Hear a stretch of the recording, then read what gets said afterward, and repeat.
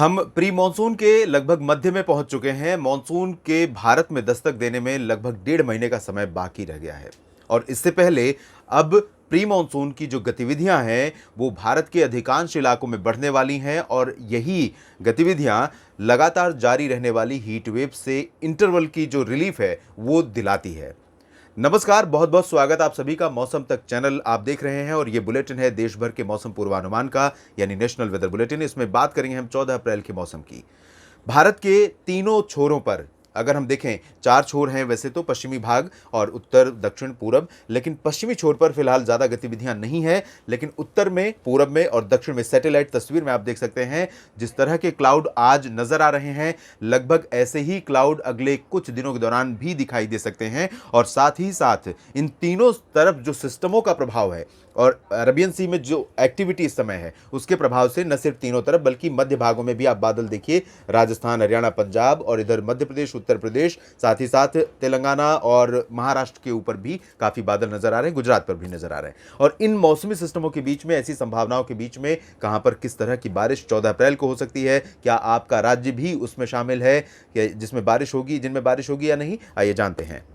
24 घंटों के दौरान उत्तर भारत के पर्वतीय इलाकों में काफी दिनों के बाद बारिश हुई है। श्रीनगर, गुलमर्ग, काजीगुंड, इन सभी क्षेत्रों में वर्षा रिकॉर्ड की गई और इस बारिश से, मौसम इस बदलाव से जम्मू कश्मीर से लेकर उत्तराखंड के बीच लोगों को बड़ी राहत मिली है। अनुमान यह है कि 14 अप्रैल को भी जम्मू कश्मीर, हिमाचल प्रदेश और उत्तराखंड के कई इलाकों में, कई हिल स्टेशन पर वर्षा रिकॉर्ड की जाएगी, जिससे इन भागों में मौसम काफी सुहावना और काफी आरामदायक होगा। बारिश के चलते तापमान में गिरावट दर्ज की जाएगी उत्तर भारत के पहाड़ी हिस्सों में, गिलगित बाल्टिस्तान, मुजफ्फराबाद और लद्दाख में भी। साथ ही साथ अगर हम मैदानी इलाकों की बात करें तो इस मैप में, इस मॉडल में आप देखेंगे तो पंजाब, हरियाणा और दिल्ली, ये जो पोर्शन है इनमें मॉडल बिल्कुल ड्राई वेदर दिखा रहा है। लेकिन कंडीशन जिस तरह की है उसके आधार पर मेरा अनुमान यह है कि दोपहर के बाद, दोपहर तक तो गर्मी रहेगी, तापमान बढ़ेगा, धूप का बहुत ज़्यादा असर रहेगा, झुलसाती हुई गर्मी रहेगी। इसलिए खेतों में काम करने वाले मजदूर या किसान भाई अपना ध्यान रखें और बाहर अगर आप निकलें तो अपने बदन को पूरा ढक कर रखें। पानी बाहर निकलते समय ज़रूर पिएं, पेट खाली बिल्कुल ना रहे।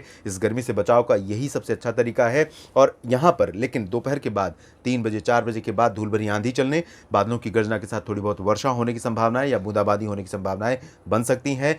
अगर बारिश नहीं भी होगी तो इस बदलाव से गर्मी, यानी जो बढ़ता हुआ तापमान है वो थोड़ा नीचे आ जाएगा और गर्मी से राहत मिल जाएगी। चाहे वो पंजाब में अमृतसर हो, जालंधर, पठानकोट, लुधियाना, पटियाला, बरनाला, मोगा हो, या फिर हिसार, फतेहाबाद और चरखी दादरी, झज्जर, महेंद्रगढ़, उत्तर में पंचकुला, अंबाला, यमुनानगर और दिल्ली हो। पश्चिमी उत्तर प्रदेश में भी इसी तरह की संभावना रहेगी। अलीगढ़, आगरा, मथुरा और हाथरस से लेकर बरेली, लखीमपुर खीरी, मेरठ, मुरादाबाद, सहारनपुर और ये जो बीच का हिस्सा है, कासगंज, बदायूं और गौतम बुद्ध नगर, बुलंदशहर पश्चिम में, बागपत पश्चिम में, इन सभी क्षेत्रों में इस तरह की संभावना रहेंगी। और यही स्थितियां आपको राजस्थान के कुछ इलाकों में, उत्तरी भागों में, बीकानेर, बाड़मेर, बीकानेर से उत्तरी इलाकों में, चूरू, गंगानगर, हनुमानगढ़ और अजमेर, जयपुर, अलवर, इन भागों में भी देखने को मिल सकती है। लेकिन प्रॉबिलिटी जो बारिश की है बहुत स्ट्रांग बारिश की नहीं है और बहुत ज़्यादा स्ट्रांग प्रोबेबिलिटी भी नहीं है। ये चांसेस बन सकते हैं क्योंकि मॉइस्चर यहाँ पर पहुँच रहा है। दक्षिणी राजस्थान के भागों में प्रचंड गर्मी का प्रकोप रहेगा। जोधपुर, जालौर और जैसलमेर, बाड़मेर से लेकर भीलवाड़ा, कोटा, सवाई माधोपुर, उदयपुर, डूंगरपुर, प्रतापगढ़, इन सभी क्षेत्रों में पश्चिमी दिशा की पाकिस्तान से होते हुए हवाएं आएंगी और ये हवाएं यहाँ पर गर्मी को बढ़ाने का काम करेंगी। गुजरात में भी, मध्य भारत में चलें तो गुजरात में भी लगातार गर्मी का प्रकोप रहेगा, भुज से लेकर, कच्छ से लेकर सौराष्ट्र और पूर्वी रीजन तक। हालांकि यहाँ पर हवाएं इस तरह से चल रही हैं ये अरबियन सी से, तो राजकोट, सोमनाथ, वेरावल से लेकर अहमदाबाद, गांधीनगर, वडोदरा, मेहसाना, पाटन के बीच में थोड़े बहुत बादल बन सकते हैं और दोपहर के बाद यहाँ पर कहीं कहीं पर बूंदाबांदी या हल्की वर्षा की संभावना बन सकती है, जो कि प्रॉबिलिटी बहुत रेयर है। तो लेकिन यहाँ पर कह सकते हैं 10-20% चांसेस हैं, ज़्यादा चांसेस नहीं है। तो ये रियलाइज़ भी हो सकता है, यानी वास्तविकता में भी बदल सकता है और हो सकता है कि पूरा का पूरा रीजन ड्राई रहे। मध्य भारत में बाकी हिस्सों की स्थिति देखें तो पश्चिमी मध्य प्रदेश पर उत्तरी दिशा की हवाओं का असर रहेगा।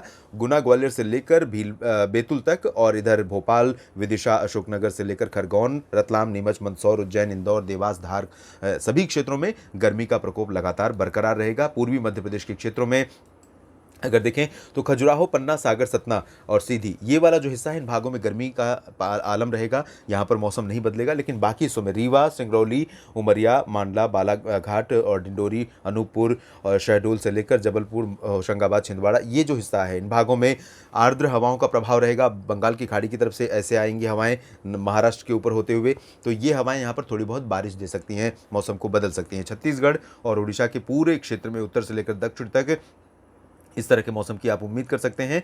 हालांकि दक्षिणी भागों में ज़्यादा प्रोबेबिलिटी रहेगी, यहाँ पर श्योर है कि थोड़ी बहुत बूंदाबांदी, हल्की वर्षा हो। उत्तरी इलाकों में प्रोबेबिलिटी उसी तरह से रहेगी जैसे पूर्वी मध्य प्रदेश के क्षेत्रों में, और यही कंडीशन रहेगी महाराष्ट्र के विदर्भ में, दक्षिणी मराठवाड़ा में और कोंकण, मध्य महाराष्ट्र के पुणे से लेकर अहमदनगर से लेकर निचले इलाकों में, साथ ही साथ कोंकण गोवा के दक्षिणी भागों में, सांगली, सतारा, कोल्हापुर के जो सटे हुए रीजन हैं कोंकण गोवा के, और गोवा में भी। दक्षिण भारत में चले तो तेलंगाना में सेम कंडीशन रहेगी, उत्तरी तटीय आंध्र प्रदेश और रायलसीमा में भी इसी तरह की कंडीशन रहेगी। रायलसीमा है, ये उत्तरी तटीय आंध्र प्रदेश का रीजन है।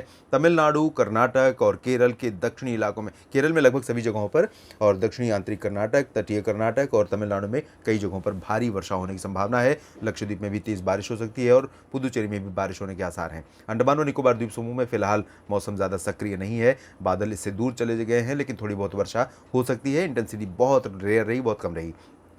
पूर्वोत्तर में सबसे ज़्यादा बारिश होगी केरल और कर्नाटक के, तमिलनाडु के भागों को छोड़ दें तो पूर्वोत्तर में अरुणाचल प्रदेश और असम, मेघालय, इन भागों में आप देखिए बहुत ज़बरदस्त वर्षा की संभावना है।